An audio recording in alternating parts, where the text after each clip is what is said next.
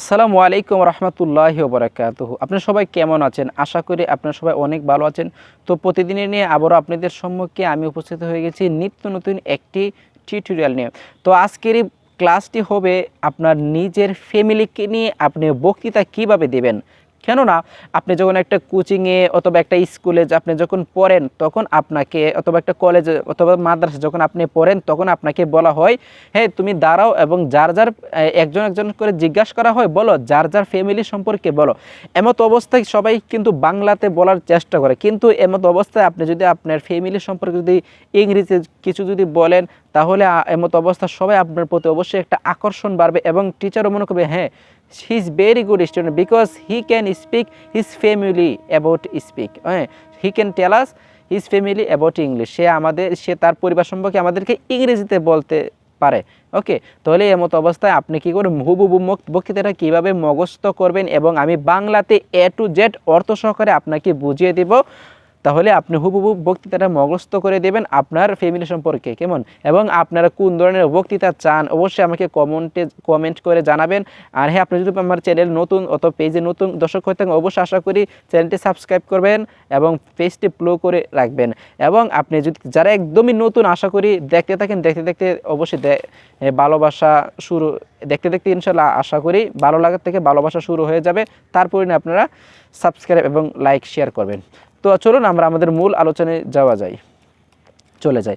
প্রথমে আপনি দেখতে পারতেছেন আমি এখানে লিখলাম my family. Okay, my family is a small family. আপনার ফ্যামিলি হলো একটা ছোটো ফ্যামিলি। There are 6 member in my family. আমার পরিবারের মধ্যে সদস্য হলো কতজন? 6 জন।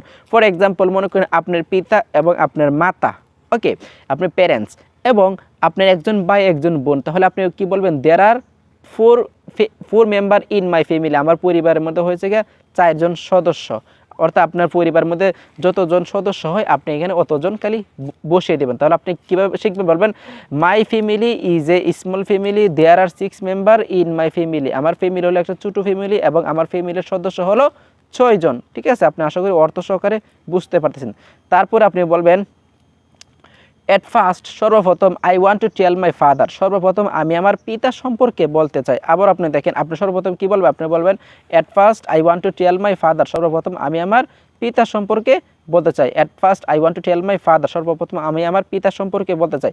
মাই ফাদার নেম ইজ, ওকে, মনে করেন আরিফ অথবা আরমান অথবা হাবিব, আপনার পিতা যেটা হয় সেই নামটা আপনি বসিয়ে দিবেন, কেমন? মাই ফাদার নেম ইজ এমক and he is a businessman. মনে করেন আপনার পিতা যদি ব্যবসায়িক হয় ব্যবসায়িক দিবেন। আপনার পিতা যদি এই মনে করেন ড্রাইভার অথবা ফার্মার অথবা ইঞ্জিনিয়ার অথবা টিচার, আপনার পিতা যেই কর্মরত অবস্থা আছে আপনি সেটা দিয়ে দিবেন। তারপর বলবেন মাই ফাদার নেম ইজ এমক and he is a businessman. And বলবেন কি he is the head of our family. সে হলো আমাদের ফ্যামিলির প্রধান। And he is the responsible head of our family. সে হলো আমাদের ফ্যামিলির একজন দায়িত্বশীল ব্যক্তি। ওকে, অ্যান্ড বলবেন তো তারপর আপনি আপনার মাতা সম্পর্কে, অর্থাৎ আপনার মাদার সম্পর্কে আপনি বলবেন and my mother name is এমক, অর্থাৎ আপনার মার নাম যেটা আপনি সেটা বলে দেবেন। She is a housewife. Okay, আপনি বলবেন সে একজন হলো হাউস ওয়াইফ। ওকে, অর্থাৎ আপনার মা যদি হাউস ওয়াইফ হয়, হাউস ওয়াইফ, টিচার হইলে টিচার, অর্থাৎ আপনার মা যে কর্মরত অবস্থায় আছে যেটা আছে মনে করেন ঘরের দায়িত্ব নিয়ে আছে, তাহলে আপনি বলবেন হাউস। আমরা জানি আমাদের অধিকাংশই পিতামাতা হলো হাউস ওয়াইফ। তা আপনি বলবেন মাই মাদার নেম ইজ এমক and she is a housewife, অর্থাৎ আমার মা হইলে গিয়া অর্থাৎ রাঁধুনি কিংবা আমার ঘরের দায়িত্ব নিয়ে আছে, যত পাক শাক আছে সমস্ত কিছু করে। ওকে, তারপর বলবেন she is looking after our family very efficiently, এবং সে আমাদের পরিবারকে খুব যত্ন সহকারে কি করতেছে? দেখতেছে। and he does all, ওকে, এবং সে আমাদের পরিবারের সমস্ত কিছু দায়িত্ব কি খুব ভালোভাবে সে দেখাশোনা করে, এবং সে আমাদের পরিবারের সমস্ত দায়িত্ব কি করে? খুব ভালোভাবে। তারপরে ওকে, আপনি বলবেন she is a housewife. She is a housewife, সে হয় আমাদের, she is a housewife, she is looking after our family very efficiently and he does all the easily. ওকে, এভাবে আপনি খুব ভেরি ইজিলিভাবে আপনি কী করে হুবহু মুখস্থ করে নেবেন। তারপর বলবেন আই ওয়ান্ট ইজ একটা আপনি খুব ভালোভাবে লক্ষ্য করেন এই জায়গার মধ্যে দিয়ে আপনি কীভাবে শত শত শত শত বাক্য তৈরি করবেন, একটু দেখে নিন। তারপরে বলবেন আই হ্যাভ টু ব্রাদার্স। আপনি কি বলবেন? I have to brothers and 3 sisters. আপনি যদি 2 ভাই হয় আপনি অবশ্যই 2 ভাই বলবেন, যদি 3 জন সিস্টার হয় অবশ্যই 3 জন সিস্টার বলবে। তো আপনার যতজন ভাই বোন আছে আপনি বলবেন। আপনি মনে করেন 1 ভাই 1 বোন, তাহলে আপনি কি বলবেন? I have 1 brother and 1 sister, I have 2 brother 2 sister, I have 3 brother 4 sister. অর্থাৎ আপনার যেভাবে হয় আপনি সেভাবে কি করবেন? আপনি হুবহু বলে দিবেন। তারপর বলবেন মাই ফার্স্ট ইল্ডার অথবা ইয়াঙ্গার। অর্থাৎ আপনি এখানে ভালো করে বুঝে নিন। আপনার যদি বড় ভাই হয় তাহলে আপনি অবশ্যই বড় ভাই হতে পারে অথবা বোনও হতে পারে। যদি বড় হয় তাহলে বলবেন ফার্স্ট ইল্ডার, সেকেন্ড ইল্ডার। মনে করেন আপনি হলেন সবার ছোট কিন্তু আপনার বড় 2 জন ভাই আছে, তাহলে আপনি বলবেন my first elder brother and my second elder brother.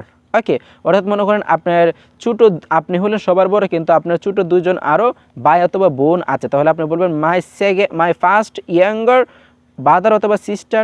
ভাই হলে ভাই, বোন হলে বই, মাই সেকেন্ড ইয়াঙ্গার ব্রাদার অথবা সিস্টার। তাহলে মানে হি নেম ইজ অথবা my first elder brother name is এমুক অ্যান্ড হি অথবা সি, পুরুষ হইলে হি, মহিলা হতে সি অথবা she is a student.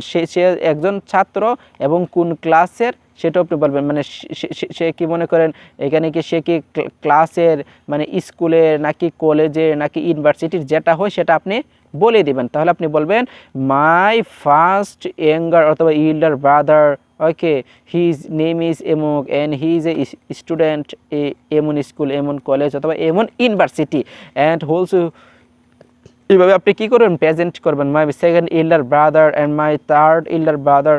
Just এখানে কি আপনাকে বুঝতে হবে, আপনি কেন যদি বড় ভাই অথবা বোন হলে আপনি ইল্ডার বলবেন, আর যদি ছোটো হয় তাহলে আপনি ইয়াঙ্গার বলবেন, ঠিক আছে? আর ব্রাদার হলে ভাই, আর সিস্টার হলে আপনি অবশ্যই, বোন হলে সিস্টার বলে দিবেন, কেমন? আর জাস্ট যদি স্কুলে পড়ালেখা করে তা আপনি পড়ালেখা বলে দিবেন, আর তার নামটা বলে দেবেন, অথবা হি অথবা সি।